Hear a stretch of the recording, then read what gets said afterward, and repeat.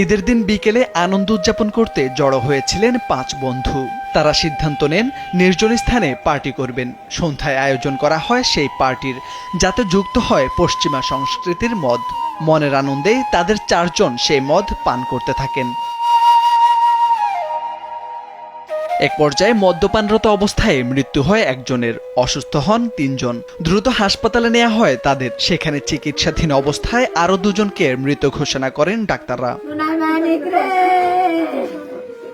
বৃহস্পতিবার নওগাঁর মান্দায় এই ঘটনা ঘটে। নিহত যুবকরা হলেন পাকুড়িয়া গ্রামের শারিকুল ইসলাম পিন্টু, আশিক হোসেন এবং একই উপজেলার দাঁড়িয়েপুর গ্রামের নাইমুর রহমান নিশাত। গুরুতর অসুস্থ হয়ে পড়া অপরজনের নাম পল্লব বলে জানিয়েছে পুলিশ। দেশ সেরা প্রযুক্তিপূর্ণ শপ স্টার্টেক আছে 19 আউটলেট ও 64 জেলায় ডেলিভারি। Visit startek.com.bd।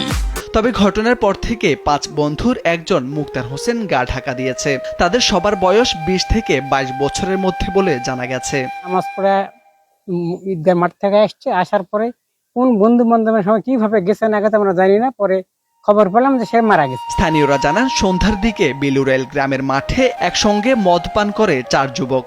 এর কিছুক্ষণ পরেই তারা অসুস্থ হয়ে পড়ে। তাদের উদ্ধার করে হাসপাতালে নেওয়ার পথে আশিক মারা যান। অন্য 2 জনকে হাসপাতালে নেওয়ার পর কর্তব্যরত চিকিৎসক মৃত ঘোষণা করেন। আমি তাদেরকে যতটুকু চিনি, তারা অত্যন্ত ভালো ছেলে, কিন্তু ঈদের দিন একটা আনন্দ করতে গিয়ে হয়তো বাই মিস্টেক তারা হয়তো একটা ভুল করে ফেলেছে। তো সেই জায়গা থেকে এরকম একটা দুর্ঘটনার শিকার।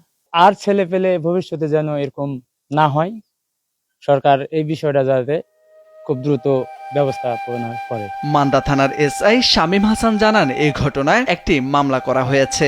ময়নাতদন্তের রিপোর্ট পাওয়ার পর জানা যাবে মৃত্যুর আসল কারণ। এই ঘটনায় যে এই নেশাজাতীয় তরল দ্রব্য স্পিডের বোতলে করে ওখানে নিয়ে গিয়ে যাচাই বাছাই না করে এদেরকে খাওয়াইছিল, সে হলো মুক্তার। তার বিরুদ্ধে একটা নিয়মিত মামলা হয়েছে এবং তাকে গ্রেফতারের চেষ্টা অব্যাহত আছে। এই ঘটনার পর থেকে মদ বিক্রেতাকে খুঁজছে পুলিশ। তবে স্থানীয়রা জানান, এরই মধ্যে গা ঢাকা দিয়েছে সংশ্লিষ্টরা। মোর্শেদ আলম, কালবেলা।